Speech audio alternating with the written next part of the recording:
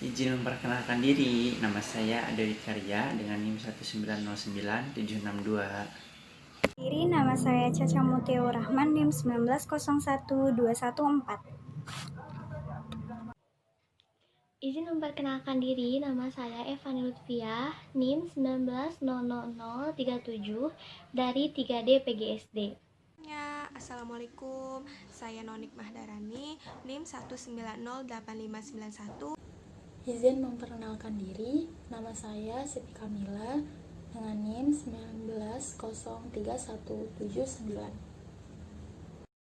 Halo teman-teman, izin memperkenalkan diri, nama saya Sofia Tunikmah dengan NIM 1909010.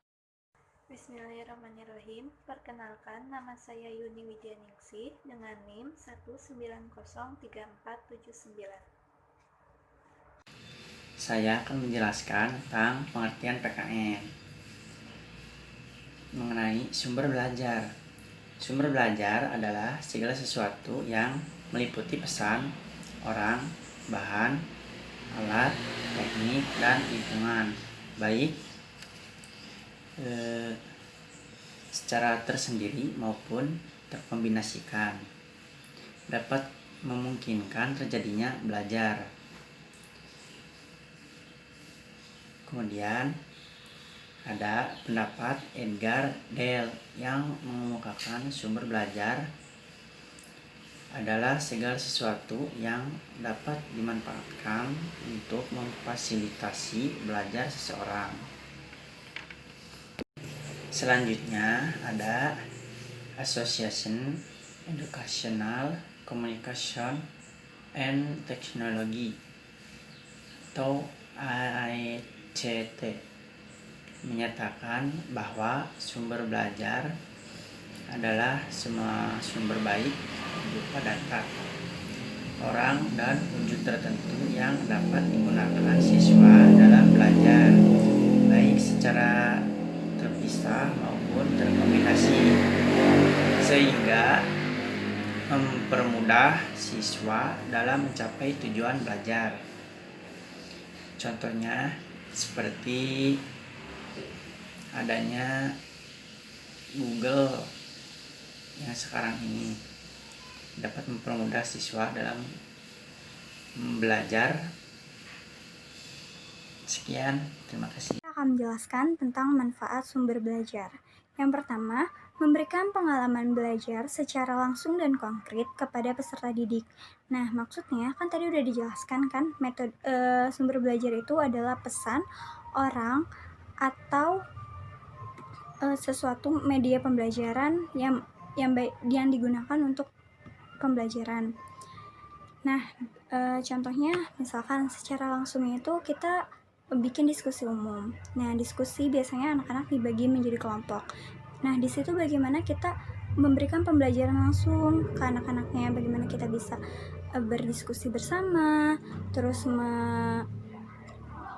memahami satu sama lain, terus menerima pendapat orang lain. Nah, di situ anak-anak akan mempunyai pengalaman belajar yang secara langsung dan konkret. Yang kedua, ada dapat menyajikan sesuatu yang tidak mungkin diadakan, dikunjungi, dan dilihat secara langsung dan konkret. Biasanya itu di buku. Anak-anak mungkin tidak tahu burung Garuda itu seperti apa, tidak pernah melihat burung Garuda. Kok burung Garuda ada ya lambang Pancasilanya, kok ada tulisan Bhinneka Tunggal Ika, kenapa? Nah, biasanya dari dalam buku, di dalam sumber belajar itu ada buku kan, salah satunya buku.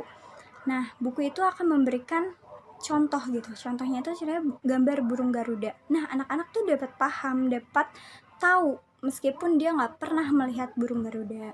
Nah, yang ketiga ada dapat menambah dan memperluas cakrawala sajian yang ada di dalam kelas. Maksudnya sumber belajar itu kan tadi ada teknik. Nah, mungkin di sini teknik pembelajarannya anak-anak tidak bosan untuk berada di kelas. Mereka bisa aktif karena gurunya itu bisa memberikan teknik pembelajaran atau teknik sumber pembelajaran yang dapat membuat suasana di kelas itu seperti cakrawala. Nah, arti dari cakrawala itu kan artinya luas, membuka gitu. Nah, jadi anak-anak tidak bosan atau tidak sempit di kelas aja, tapi dia juga di kelas juga mengasihkan dan lain-lain. Terus dapat memberi informasi yang akurat dan terbaru. Maksudnya, informasi yang akurat dan terbaru mungkin kita mempunyai teknik pembelajaran atau media pembelajaran yang menjadikan sumber belajar itu menjadi saya tahu loh dari mungkin anak peserta didik kayak kita ngajarin dengan teknik A. Anak-anak bakal paham, dari teknik A ini kita dapat informasi yang terbaru dan akurat gitu. Terus dapat membantu memecahkan masalah pendidikan instruksional baik dalam lingkup mikro maupun makro. Terus ada dapat memberikan informasi yang positif apabila diatur dan direncanakan pemanfaatnya secara tepat. Yang terakhir, dapat merangsang untuk berpikir, bersikap, dan berkembang lebih lanjut. Terus ada komponen-komponen sumber belajar dapat dianalisa sebagai berikut. Nah, komponen-komponen sumber belajar itu terdiri dari beberapa dan harus dianalisa.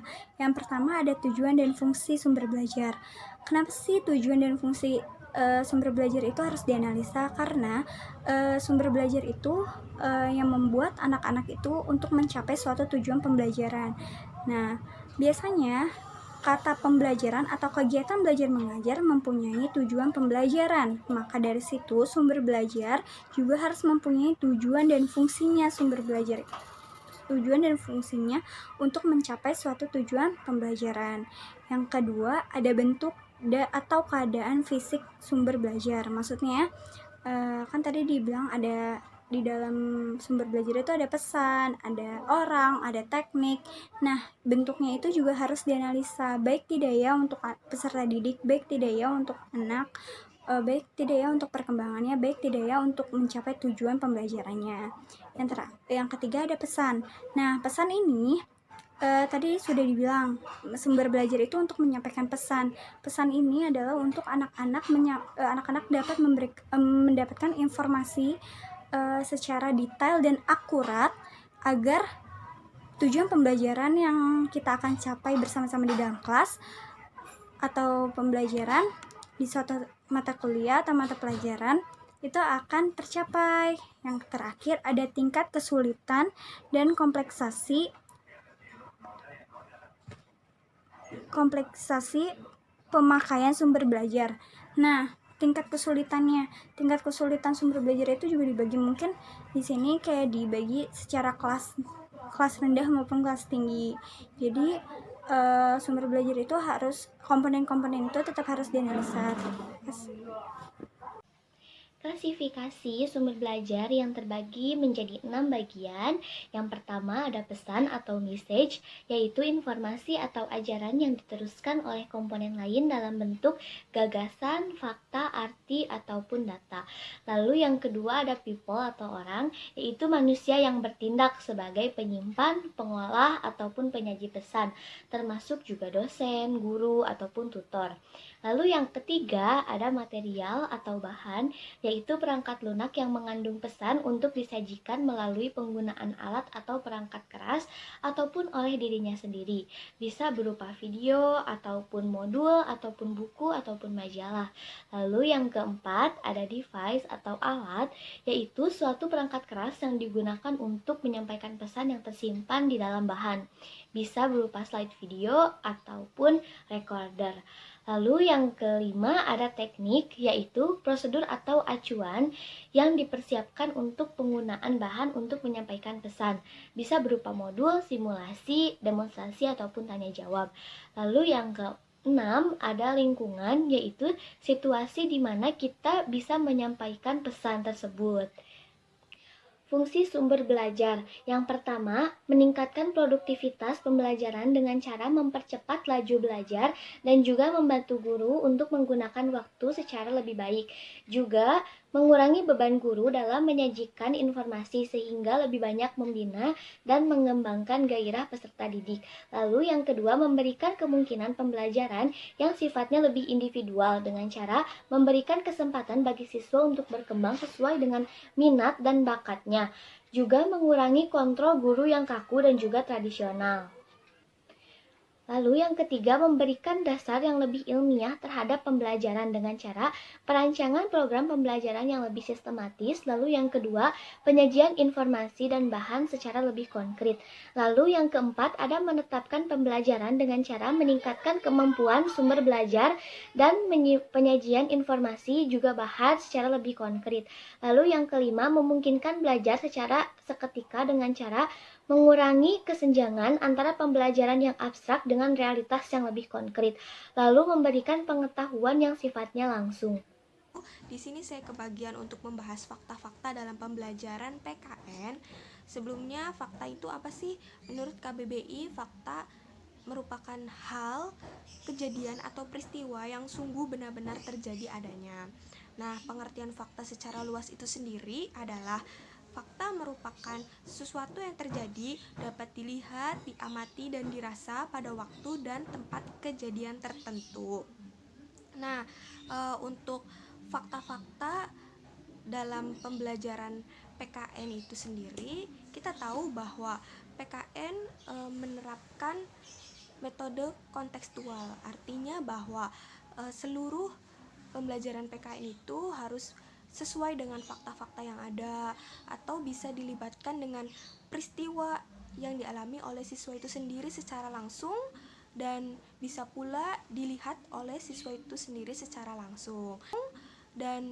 pula dilihat oleh siswa itu sendiri secara langsung.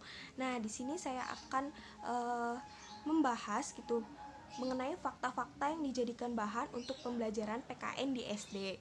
Yang pertama itu ada persatuan dan kesatuan bangsa, yang kedua ada norma hukum dan peraturan, yang ketiga ada HAM, yang keempat ada kebutuhan warga negara, yang kelima ada konstitusi negara, yang keenam ada Pancasila, dan yang terakhir ada globalisasi. Sekian dari saya, presentasi selanjutnya akan dipaparkan oleh rekan saya.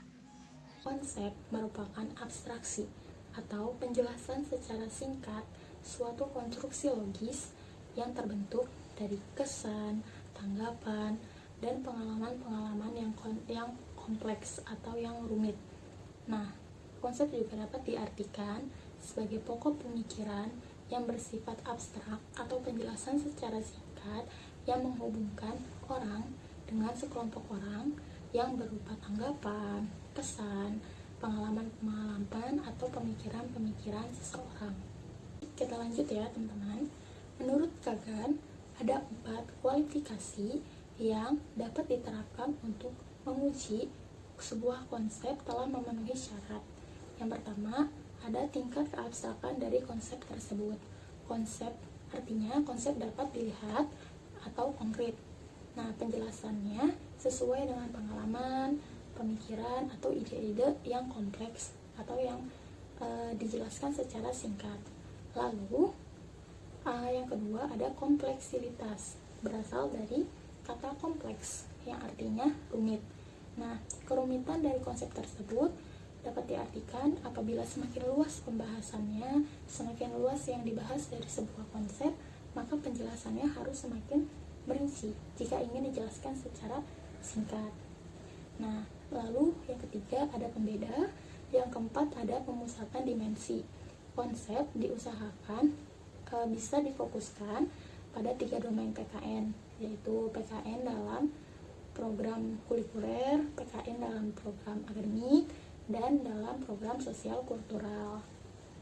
Lanjut teman-teman, kita akan membahas konsep dalam pembelajaran PKN.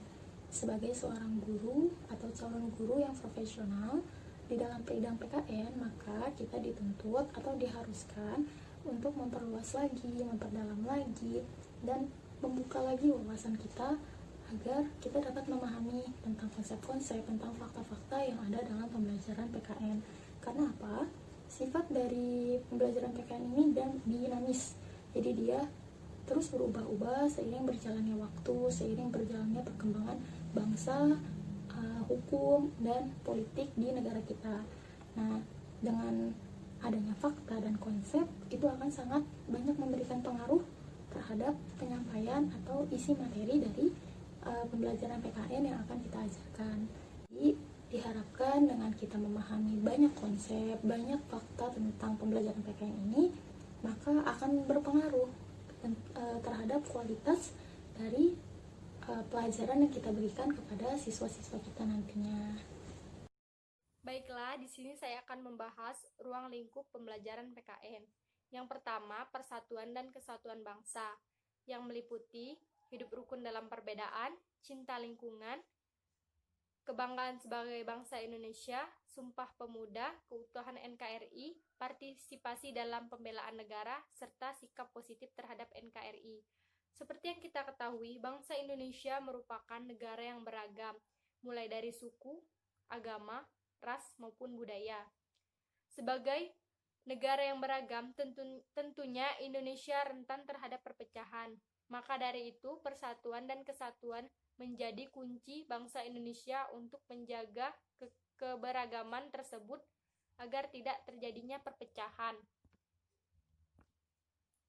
Yang kedua, norma, hukum, dan peraturan, yang meliputi tertib dalam kehidupan keluarga, tata tertib di sekolah, norma yang berlaku di masyarakat, peraturan-peraturan daerah, norma-norma dalam kehidupan berbangsa dan bernegara, sistem hukum dan peradilan nasional, serta hukum dan peradilan internasional. Norma, hukum, dan peraturan dibuat untuk mengatur segala aktivitas masyarakat agar terbentuk suatu tatanan hidup yang aman, tertib, dan berkeadilan. Yang ketiga, hak asasi manusia. Hak asasi manusia atau biasa disingkat dengan HAM merupakan seperangkat hak yang diberikan oleh Tuhan kepada manusia sejak lahir. Dalam ruang lingkup PKN, hak asasi manusia meliputi hak dan kewajiban anak, hak dan kewajiban anggota masyarakat, instrumen nasional dan internasional HAM, pemajuan, penghormatan, dan perlindungan HAM. Yang keempat, kebutuhan warga negara yang meliputi gotong royong, harga diri sebagai masyarakat, kebebasan berorganisasi, kemerdekaan mengeluarkan pendapat, menghargai keputusan bersama, prestasi diri, serta kedudukan warga negara. Yang kelima, konstitusi negara. Konstitusi memegang peran yang sangat penting karena dapat menjadikan suatu negara agar mencapai tujuannya. Tanpa konstitusi, suatu negara tersebut akan hancur. Dalam ruang lingkup pembelajaran PKN, konstitusi negara meliputi proklamasi kemerdekaan dan konstitusi yang pertama, konstitusi yang pernah digunakan di Indonesia, serta hubungan dasar negara dengan konstitusi. Yang keenam, kekuasaan dan politik. Penggunaan kekuasaan dalam politik bertujuan untuk mengatur kepentingan masyarakat seluruhnya, bukan untuk kepentingan pribadi ataupun kepentingan kelompok. Dalam ruang lingkup PKN, konstitusi dan politik meliputi pemerintahan desa dan kecamatan, pemerintahan daerah dan otonomi, pemerintahan pusat, demokrasi dengan sistem politik, budaya politik, budaya demokrasi menuju masyarakat madani, sistem pemerintahan, serta pers dalam masyarakat demokrasi. Yang ketujuh, Pancasila, meliputi kedudukan Pancasila sebagai dasar dan ideologi negara, proses perumusan Pancasila sebagai dasar negara, pengamalan nilai-nilai Pancasila dalam kehidupan sehari-hari, Pancasila sebagai ideologi terbuka. Seperti yang kita ketahui, Pancasila dijadikan pedoman hidup bangsa dikarenakan di dalam Pancasila terdapat nilai-nilai kehidupan yang sangat baik yang harus kita terapkan dalam kehidupan sehari-hari. Nah, yang terakhir yaitu globalisasi. Meliputi globalisasi di lingkungan, politik luar negeri di era globalisasi, dampak globalisasi, hubungan internasional dan organisasi internasional, dan mengevaluasi globalisasi. Nah, kita harus bersikap bijak dalam menghadapi pengaruh fenomena globalisasi ini. Kita juga harus bisa mengambil sisi positif dan tinggalkan sisi negatif yang bertolak belakang dengan kepribadian bangsa Indonesia. Terima kasih. Selanjutnya ada sumber bahan pendidikan kewarganegaraan menurut Paul R. Hanna dan John R. Lee. Yang pertama ada informal content. Informal content ini bahan yang diambil dari kehidupan masyarakat sehari-hari yang berada di sekitar kehidupan siswa, mulai dari bahan yang saling bertentangan, masalah yang tabu, yang ada di informal content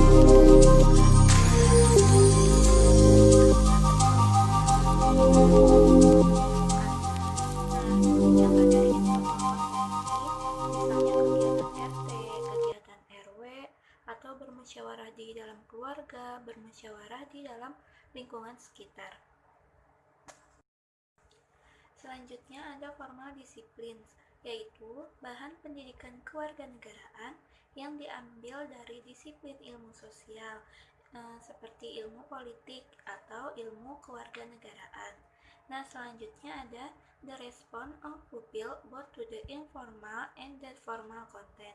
Nah, berarti bahan pendidikan kewarganegaraan ini diambil dari respon siswa terhadap ilmu politik atau ilmu kewarganegaraan dan respon siswa terhadap kehidupan bermasyarakat. Selanjutnya, pendapat dari Paul R. Hanna dan John R. Lee ini diperkuat lagi dengan pendapat Jack Allen dengan menambahkan materi pendidikan kewarganegaraan yang keempat, yaitu sintens dari kebutuhan pribadi, kebutuhan masyarakat, dan kebutuhan negara. Nah, ini berarti bahan pendidikan kewarganegaraan itu perlu mempertimbangkan keseimbangan antara kebutuhan pribadi, masyarakat, dan negara dalam penerapannya di lapangan. Karena kewarganegaraan ini memiliki fungsi penting, yaitu menghadapkan remaja peserta didik pada pengalaman di sekolahnya tentang pandangan terhadap fungsi kewarganegaraan sebagai hak dan tanggung jawabnya dalam suasana yang demokratis. Terima kasih, mungkin cukup sekian yang bisa kami sampaikan, kurang lebihnya mohon maaf. Wassalamualaikum warahmatullahi wabarakatuh.